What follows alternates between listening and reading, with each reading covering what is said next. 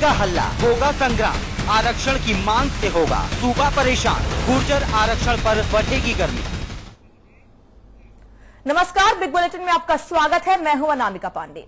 गुर्जर संघर्ष समिति एक बार फिर आंदोलन की राह पर बढ़ती दिख रही है, लेकिन सवाल है कि क्या हर मांग का रास्ता आंदोलन के जरिए ही गुजरता है और क्या गुर्जर समुदाय की ये मांग सही है? सवाल ये भी, कहीं कोर्ट से इन्हें भी तो जाटों के जैसा झटका नहीं लगने वाला है। आज बिग बुलेटिन में बात इसी मुद्दे पर, लेकिन उससे पहले इस रिपोर्ट को देखते हैं।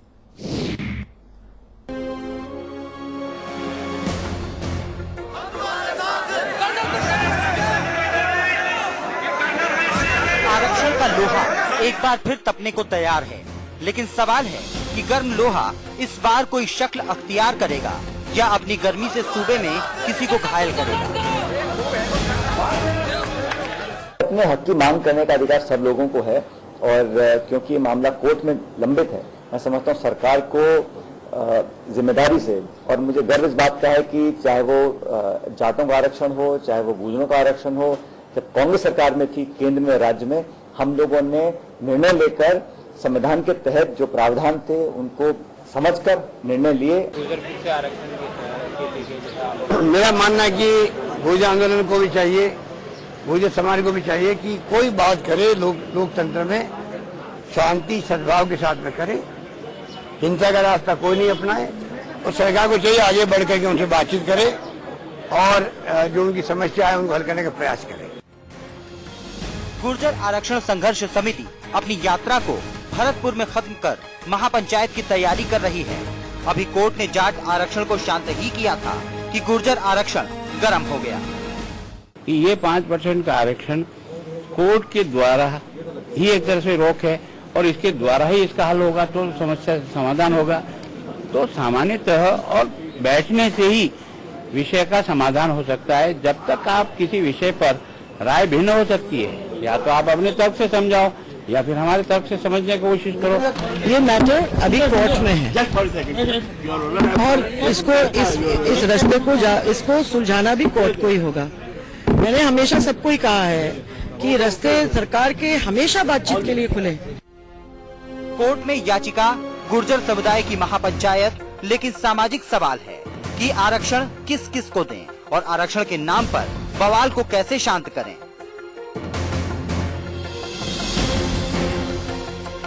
ब्यूरो रिपोर्ट के साथ ब्रजेश सिंह, समाचार प्लस।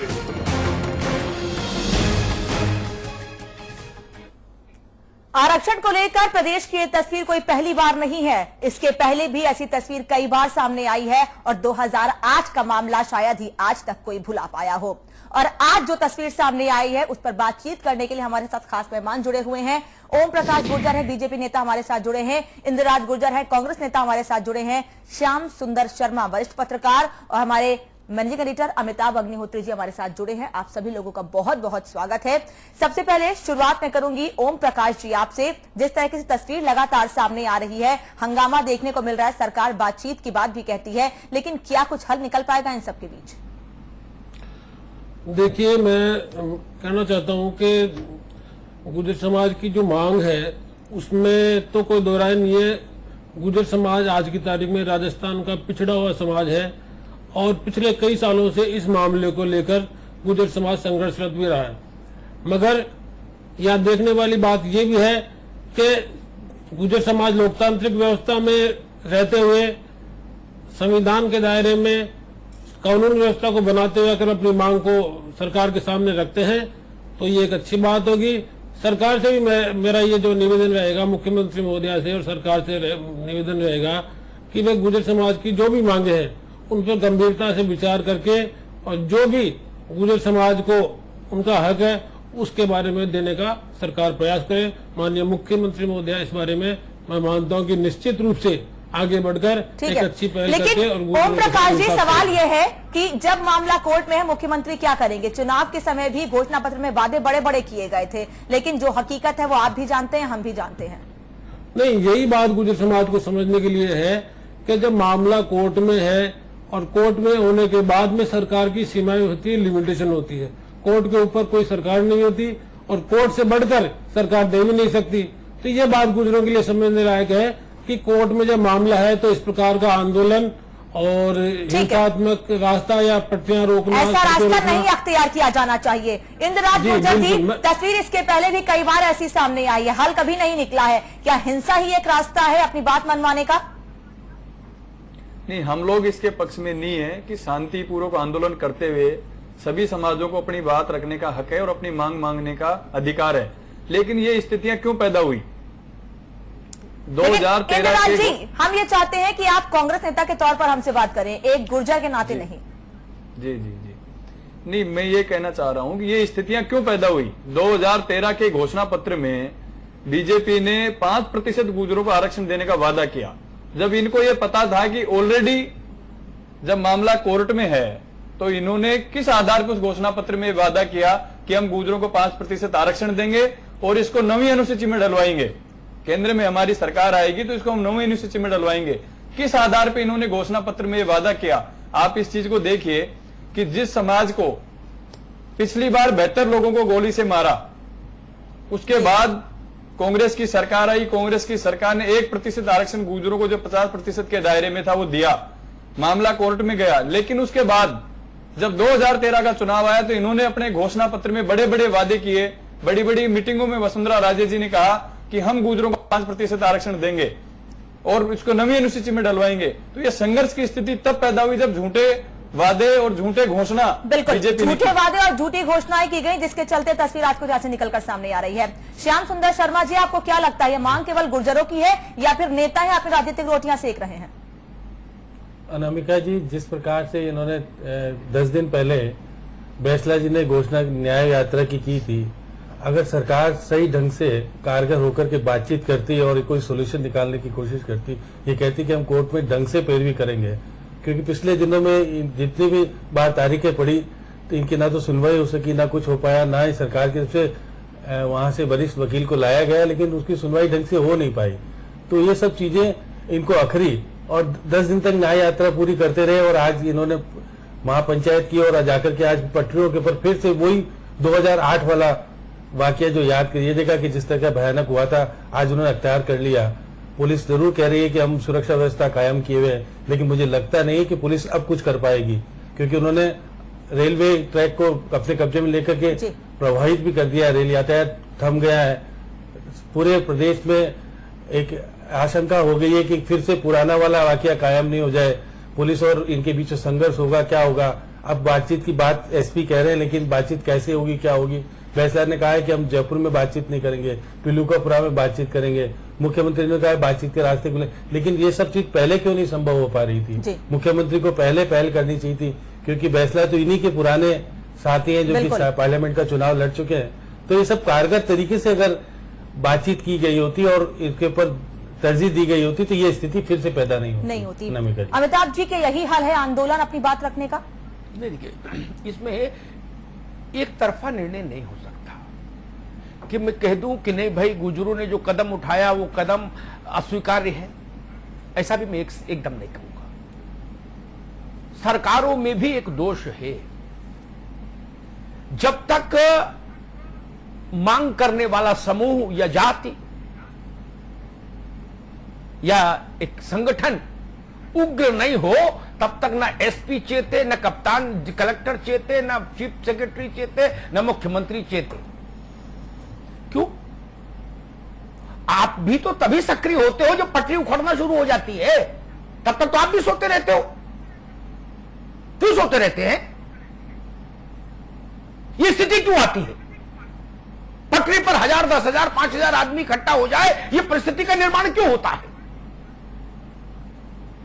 ठीक है श्याम सुंदर जी ने अगर बात ही करनी थी तो 10 रोज 15 रोज पहले कर लिए होते। आप चले गए होते तो छोटे नहीं हो जाते, उनको जहाज भेज के बुलवा लिए होते तो वो बड़े नहीं हो जाते उतने से। कोई नाक की लड़ाई थी क्या? नहीं किया आपने। और इस बात में बड़ा दम है। ये जिस ओम प्रकाश गुर्जर बैठे हैं, इनको समझना पड़ेगा। ये चुनाव के समय भूतों को, प्रेतों को, जिन्नों को जगाना आसान है, बाद में वो जब जिन्न सिर पर सवार हो जाते हैं तो खोपड़ी भंजन करते हैं। ओम प्रकाश जी, समझ आई ना बात? अभी सुन लो, अभी नोट करते रहो, बाद में बोलना इकट्ठा। कल मैं एक नरेंद्र मोदी की बाइट सुन रहा था चुनाव प्रचार के दौरान, श्याम सुंदर जी उसमें चला गया मैं अतीत में, मैंने कहा सुन लूं, 10-5 प्रमुख बाइटें, 1 साल पूरा हो रहा है। तो वो कह रहे थे कि गरीब को सब्जी नहीं मिल रही, गरीब की थाली में दाल नहीं मिल रही, केंद्र सरकार की जिम्मेदारी है, केंद्र सरकार दोषी है। वो कह रहे थे कि महंगाई के लिए अगर कोई दोषी है मुल्क में तो केंद्र की सरकार दोषी है। अब अगर 125 रुपए किलो अरहर की दाल पर यही सवाल उनसे कर दिया जाए तो नाराज हो जाएंगे, कहेंगे ये तो राज्य सरकारों की जिम्मेदारी होती है, मैं दाल चावल देखूंगा, मैं प्रधानमंत्री हूं। क्यों भैया, मनमोहन सिंह देख सकते थे पर आप भी देखो। जब आपको पता था कि 5%, 50%, 1%, आधा फीसदी, 0.25%, कोई भी reservation government of Rajasthan grant नहीं कर सकती अनटिल अनलेस मामला कोर्ट में है जब तक। ठीक, आपने घोषणा पत्र में ये लिखा क्यों? भाजपा के साथ ये समस्या एक राजस्थान की नहीं, देश भर में है। घोषणा पत्र में लिख देंगे राम मंदिर बनाएंगे, फिर कहेंगे बाहर अयोध्या जाके कि अभी तो राज्यसभा में बहुमत नहीं, हम कैसे क्यों बनाएंगे? इसीलिए आपके पीछे लोग आपका कुर्ता फाड़ते हैं, ठीक फाड़ते हैं, झूठ बोलते क्यों है? जो ज्ञान आपको अभी हुआ अयोध्या जाके देश के गृह मंत्री को, वही बात आप घोषणा पत्र में लिखते कि जब दोनों सदनों में मेरा बहुमत होगा तो राम मंदिर की बात करेंगे। आपने गुजरों को कहा क्यों 5% आरक्षण देंगे और 9वीं अनुसूची में डलवाएंगे, और कहा तो करके दिखाइए। हम भी तो परखे कितनी ईमानदारी है आप में। मैं गुजर समुदाय से कहूंगा हिंसक रास्ता नहीं करे, जो अशोक जी करे तो ठीक बात, मैं उससे सहमत, लेकिन मैं इस अंदाज जो है ना डील करने का सामाजिक समस्याओं को, उससे भी बिल्कुल असहमत हूं।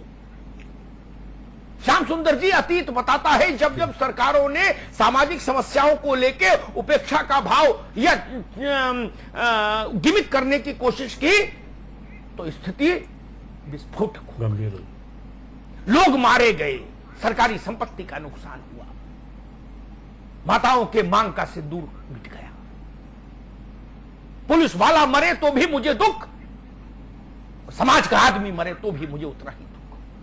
अगर दोनों इसी मिट्टी के हैं ना, मैं दोनों को जिंदा चाहता, दोनों को सुरक्षित चाहता। ओम प्रकाश जी की गाड़ी में कोई आग लगा दे तो भी मुझे दुख, और इंद्राज की गाड़ी में कोई आग लगा दे तो भी मुझे दुख। ये परिस्थिति क्यों बनती है? आप फुलझड़ी में आग लगाते क्यों नहीं, और लगाने के बाद दूर भाग जाते हैं और फिर कहते हैं फट क्यों रही है? आपको पता नहीं था आप फुलझड़ी में आग लगाओगे तो फटेगी? ये तो बचपन में सीख जाता आदमी दिवाली बनाते बनाते। श्याम सुंदर जी नहीं जी, बिल्कुल ठीक, आप अभी तक नहीं सीख पाए। आपके सबसे बड़े नेता थे अटल बिहारी वाजपेयी, ओम प्रकाश जी, उनकी एक पंक्ति आपके संज्ञान में रखता हूं, चिनगारी का खेल बुरा होता है, चिनगारी का खेल बुरा होता है। लिखा तो उन्होंने पाकिस्तान के लिए था, लेकिन आपके लिए बहुत मौजू है। आपने ऐसा काम किया क्यों? आप जानते थे कि इनमें उग्रता आ जाएगी आंदोलन में, जनता में धैर्य नहीं होता इतना। आपने क्यों कहा कि हम जिले इलाही बन जाएंगे तो 5% आरक्षण दे देंगे? आपको अपनी सीमाएं नहीं पता थी? आप नहीं दे सकते? क्यों कहा? हाथी को गन्ना दिखाना सरल है ओम प्रकाश गुर्जर जी, गन्ना दिखा के गन्ना छीनोगे तो हाथी सूंड में लपेट के पटक के मार डालता है। जंगल जंगल का यही नजरिया है। श्याम सुंदर जी गलत तो नहीं कहा? बिल्कुल सही। हाथी को गन्ना दिखा के भाग भी जाओगे क्या गन्ना लेके? सर मैं निवेदन करना चाहता हूँ। जी बिल्कुल करिए। कि भारतीय जनता पार्टी के घोषणा पत्र में कभी भी ये नहीं कहा कि हम जो है फला समाज को आरक्षण दे देंगे।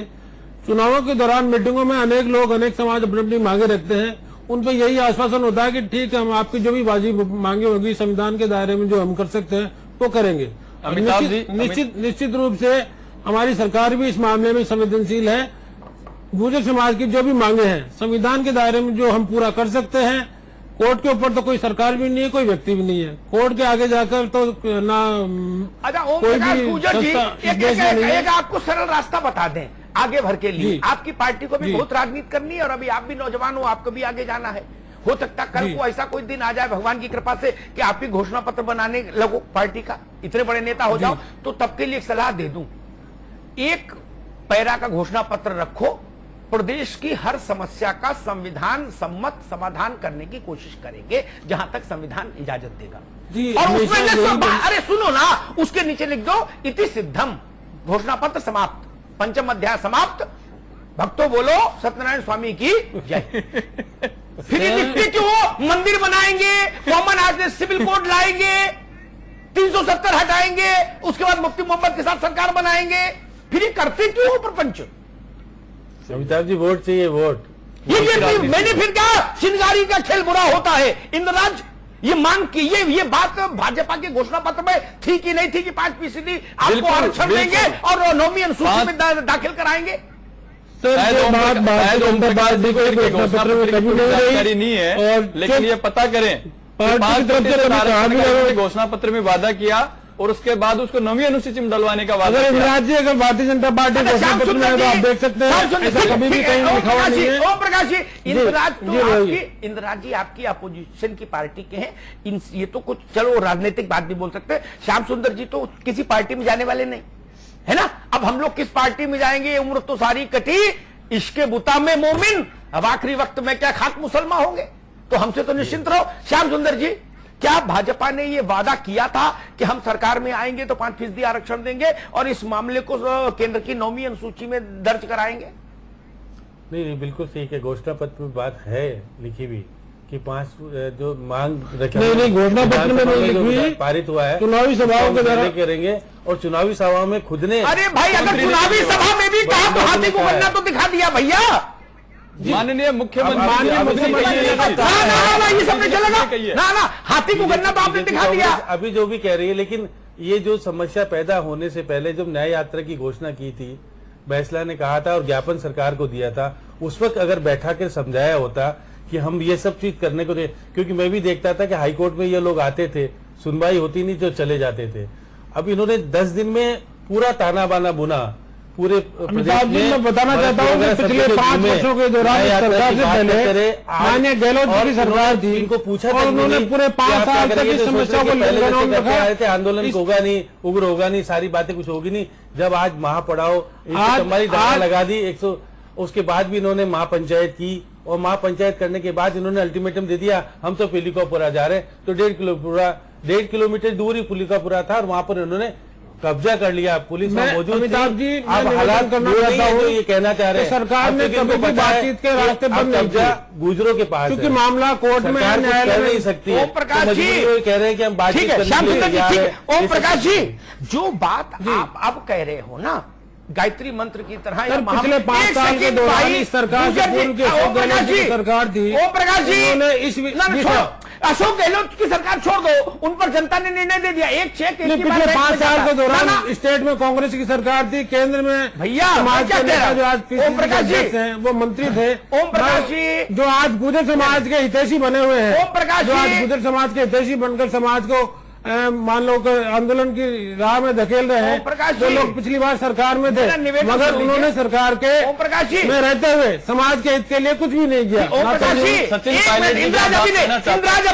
अभी नहीं। ओम प्रकाश जी, मेरा निवेदन सुन लीजिए, अशोक गहलोत की सरकार से लेके सुखाड़िया जी तक की सरकार पर कोई चर्चा नहीं करूंगा, क्योंकि उस पर जनता का फैसला आ गया, मैं जनता से बड़ा नहीं, ठीक, आज उस पर चर्चा नहीं। मेरी बात फिर वहीं पर खड़ी होती है, आपने मंच से अगर 10, 20, 50 हजार आदमी की उपस्थिति में कहा कि मैं आऊंगा तो 5% आरक्षण दूंगा, तो फिर आज आप कैसे नहीं, एक सेकंड सुनो भाई ओम प्रकाश जी, एक मिनट ऐसे लगातार कमेंट्री मत करिए। तो आप आज कैसे कह सकते हैं कि मामला अदालत में है, हम क्या कर सकते हैं? ये तो पहले से पता था अदालत में है मामला। जब आपको पता है जमीन बंजर है तो आपने क्यों कहा इसमें हम अंगूर उगाएंगे, क्यों कहा? ये तो मैं पूछ रहा हूं। जी, मैं ये आपसे निवेदन करना चाहता हूं कि माननीय हमारी जो पार्टी या माननीय मुख्यमंत्री महोदय ने अगर कभी कहा हो, चुनाव के दौरान हम पब्लिक में जाते हैं, समाजों के बीच में जाते हैं, सभी समाजों के लोग अपनी अपनी मांगे रखते हैं, उन पर पार्टी के नेता यही कहते हैं ठीक है आपकी जो भी वाजिब मांगे हैं उन पे हम संविधान के अंतर्गत जो भी हो सकेगा वो करेंगे। ये नहीं बोलते अब कोर्ट में जब आपकी गलत न्यायालय में विषय है, आपकी बात गलत है। सरकार नहीं पता न्यायालय में इसका उचित समाधान निकले। देखिए और ओम प्रकाश जी, इस विषय में गुजरों के लिए प्रकाश कुछ कर जी, सके। आपकी जानकारी अधूरी है या आप छुपा रहे हैं? अगर केवल इतना बोलो ना कि संविधान सम्मत जो होगा करेंगे, तब तो हाथी को गन्ना दिखेगा ही नहीं कभी। नहीं बिल्कुल ऐसा ही लेकिन ऐसा ही कहा जाता है सर। मैं ऑडियो सुना दूं, चेहरा खराब हो जाएगा आपका। पत्र इनका मैं ऑडियो सुना दूंगा, चेहरा खराब हो जाएगा। लेकिन इस वक्त इसलिए नहीं सुनाऊंगा, उसका असर उस आंदोलन पर पड़ेगा। मैं नहीं चाहता आंदोलन उग्र हो। मैं ऑडियो सुना दूंगा, आपका चेहरा खराब हो जाएगा। ओम प्रकाश जी बताएं आपको सर, प्रदेश उत्तर नहीं दे पाएंगे आप, प्रदेश छुपा के में बैठ भारतीय जाएंगे। जनता पार्टी की सरकार आती है अमिताभ जी, तो सत्ता से दखल हो जाते हैं कांग्रेस के नेता। अमिताभ जी, समाज है, भोला समाज है, लेकिन देवनारायण भोला समाज है, इस समाज को बरगलाकर आंदोलन की राह पर ले जाने का प्रयास किया जाता है। प्रदेश के कानून व्यवस्था को भंग करने का प्रयास किया जाता है। क्या हुआ इनको पता है। श्याम सुंदर जी क्या कह रहे थे? मैं कह रहा हूँ अमिताभ जी, मैं एक सेकंड के लिए 14 महीने हो गए देवनारायण बोर्ड का गठन नहीं कर पाए हैं, और जो योजना का पैसा दिया था पैसा खर्च ही नहीं हुआ। तो गुजरों को क्या देना चाहते बता ही नहीं देते। गुजरों को कहते कि हमने 243 करोड़ रुपए जो दिए थे वो खर्च ही नहीं हुए। इनके जो अमिताभ जो जी, कुछ हो रहा था इनके क्षेत्र में, ITI खुल रही थी, स्कूल खुल रही थी, सारे इंदिरा जी बोलिए। बात तो सुनने दीजिए कम से कम। जी इंदिराज, अमिताभ जी, जो देवनारायण योजना पिछली गवर्नमेंट में हमने चालू की, कांग्रेस की गवर्नमेंट में, स्कूटियां हर बच्ची को हमने जो कॉलेज में पढ़ने वाली जिसको दिया, ITI कॉलेज खोली, हॉस्टल बनाए। लेकिन आज 14 महीने के बाद स्थिति जो की तो है, इनसे 1 रुपया उसमें खर्च नहीं हो पा रहा। जो स्थितियां वो आप देख रहे हो क्या स्थितियां बनी हुई है, और इस स्थिति की पूरी जिम्मेदार भारतीय जनता पार्टी, क्योंकि इन्होंने एक झूठे वादे के तहत लोगों से वोट लिए, नरेंद्र मोदी जी ने, वसुंधरा राजे जी ने, और जिसका परिणाम आप लोगों के सामने है कि पूरा गुर्जर समाज आंदोलन के राह पर। इंदिराज गुर्जर जी, ओम प्रकाश जी, दोनों लोग से एक बहुत छोटा सवाल है, संक्षेप में बहुत जवाब चाहूंगी आप लोगों से जी। गुर्जर नेता से इतर हट के अगर आप लोगों से बात की जाए, क्या आधार होना चाहिए आरक्षण का आप लोगों के हिसाब से? क्या केवल जातीय आरक्षण का हिसाब होना चाहिए?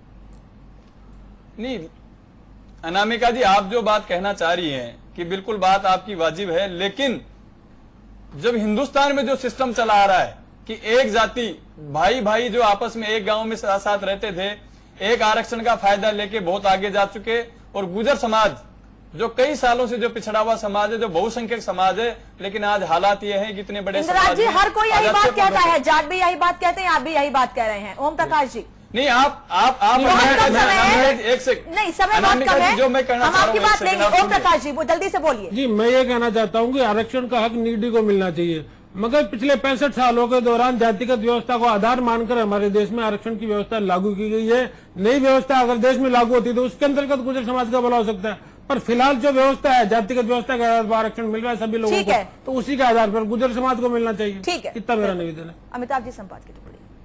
देखिए, सरकार में बैठे लोगों को बहुत संभल के बोलना चाहिए, और उन लोगों को भी बहुत संभल के। ओम प्रकाश जी, इंद्रराज जी, आप लोगों के लिए आगे के लिए सीख दे रहे हैं। अगर कभी MLA चुनाव लड़ो और अंदर से ये लगे कि जीत सकते हैं, तो बोलना बहुत सीमित कर देना। आए बाएं साए बोलेंगे तो जीत के बाद कुर्ता फटेगा, ये जान लो। समझ गए ना? बैकुंठ बना दूंगा, नंदनवन बना दूंगा, स्वर्ग बना दूंगा, तो लोग बाद में लाठी लेके ढूंढते हैं कि भाई ओम प्रकाश गुर्जर कहां है, बुलाओ, और इंद्रराज गुर्जर कहां है ना? उतना ही बोलिए जितना कर पाए। और मेरे जैसा आदमी तो ये चाहता है कि अगर 100 काम करने की हैसियत हो तो 90 बोलना, तो फूल माला से स्वागत होता है। अन्यथा यही होता है, भीड़ पटरी पर होती है और हाय हाय करती है। ये काम ठीक नहीं। मैं तो अटल जी की बात जानता हूं, आप लोगों से ज्यादा बड़े नेता थे, आप लोगों से ज्यादा समझदार थे। जब वो लिख गए कि चिनगारी का खेल बुरा होता है, तो ना समझ तो नहीं थे ना। विपक्ष की भी समझ थी, सत्ता पक्ष की भी समझ थी। हां, गुर्जर समाज से भी मैं कहूंगा, दबाव बनाए रखिए। आपको लगता है आपकी मांग न्यायोचित है, अदालत से लेकर और राजनीति तक में दबाव डालिए। अदालत में प्रमुखता के साथ, मजबूती के साथ पैरवी सुनिश्चित करिए और राजनीतिक व्यवस्था पर अंकुश रखिए, दबाव बनाइए। ठीक है, न्याय के मंदिर से जो निर्णय आए, लेकिन फिर उसको सिर झुकाकर स्वीकार करना होगा। फिर पटरी घेरो नहीं चलेगा। फिर किसके खिलाफ पटरी घेरोगे? अदालत के खिलाफ? क्या ये ठीक नहीं। लेकिन ये रास्ता ठीक नहीं कि ट्रेनें रुक जाएं, ये रास्ता ठीक नहीं कि पटरी उखड़ जाए, ये रास्ता ठीक नहीं कि टकराव हो जाए। राजस्थान में भारत मां के ही बेटे पुलिस में भी हैं और पटरी पर भी हैं। मेरी एक आंख फूटे तो भी बुरा और दूसरी फूटे तो भी बुरा। किसको कहूं? कौन किसके खिलाफ लड़ रहा है? ये कोई विदेशी शत्रु है क्या? न पुलिस वाले शत्रु हैं, न जो लोग आंदोलन कर रहे हैं वो शत्रु हैं। बीच का रास्ता कैसे निकले? समाज के बड़े लोगों को आगे आना चाहिए। जो श्याम सुंदर जी, जो गलतियां हो गई वो नहीं सुधारी जा सकती अब इस मोड़ पर। नहीं, जो झूठ प्रपंच छल कर दिया सो कर दिया। लेकिन इस वक्त ये समय की मांग है कि ऐसे बड़े लोग जिनका सत्ता और समाज दोनों में असर हो, वो लोग आगे आए, बीच का रास्ता निकले। 4 कदम हम चले, 4 कदम तुम चलो। राजस्थान नहीं चाहता कि उसके कान में फिर गोलियों की गूंज गूंजे। हमारी आंखों के सामने वो मंजर है अभी। कैसा हाहाकार और कैसा चीत्कार हुआ था। रक्त रंजित हो गई थी पटरियां। वो दृश्य नहीं होना चाहिए। सबकी जिम्मेदारी है, मेरी जिम्मेदारी है, श्याम सुंदर भाई की जिम्मेदारी है, ये नौजवान दोनों बैठे हैं, इंद्रराज और ओम प्रकाश, इनकी भी जिम्मेदारी है। कलेक्टर और कप्तान की अकेले की जिम्मेदारी नहीं। और इतना बड़ा प्रदर्शन हो, इतना बड़ा आंदोलन हो और ऐसी बहादुर कौम के साथ आपको लड़ना हो अगर, तो कलेक्टर और कप्तान की कोई हैसियत रह जाती है क्या श्याम सुंदर जी, सिवाय हाथ पीछे करके खड़े हो जाने के? कुछ नहीं। मैंने तो देखा लोगों, ऐसे ऐसे आंदोलन मैंने कवर किए जिसमें कलेक्टर और कप्तान को बंधक बना दिया लोगों ने। बोले भाई इसी को घसीट लो, पहले इसी को बांध दो रस्सी से। क्या करेंगे? परिस्थितियां बहुत खराब हो सकती हैं। हल्के में मत लीजिए ओम प्रकाश जी ना, गंभीर मामला है। इस बात का राजनीतिक नुकसान भी होगा। अगर तस्वीर खराब हुई तो राजनीतिक नुकसान भी हो सकता है। समाज टूटे नहीं, कोई छूटे नहीं, कोई बिखरे नहीं, कोई रूठे नहीं, वो रास्ता निकालिए। मैं इतना जानता हूं बैसला जी की तरफ से, अगर ये भरोसा आप गुर्जर समाज के लोगों को दिला दें कि अदालत में कोई प्रयास ऐसा नहीं रखेंगे बाकी जो सरकार के बस में हो और जिससे आप संतुष्ट ना हो। जब आप कह दोगे कि नहीं भाई अदालत में आपने हक अदा कर दिया, उतना हम कर देंगे, तो भी आज बात बन सकती है। क्योंकि अंततः नारा कोई लगाए, वो भी जानते हैं कि अदालत के ऊपर आदेश चीफ सेक्रेटरी नहीं कर सकता, सरकार नहीं कर सकती, विधानसभा नहीं कर सकती, कैसे हो जाएगा? लेकिन इतना तो भरोसा दिलाइए जाके वहां खड़े होकर पटरी पर कि अदालत के सामने सरकार लड़ेगी आपकी लड़ाई।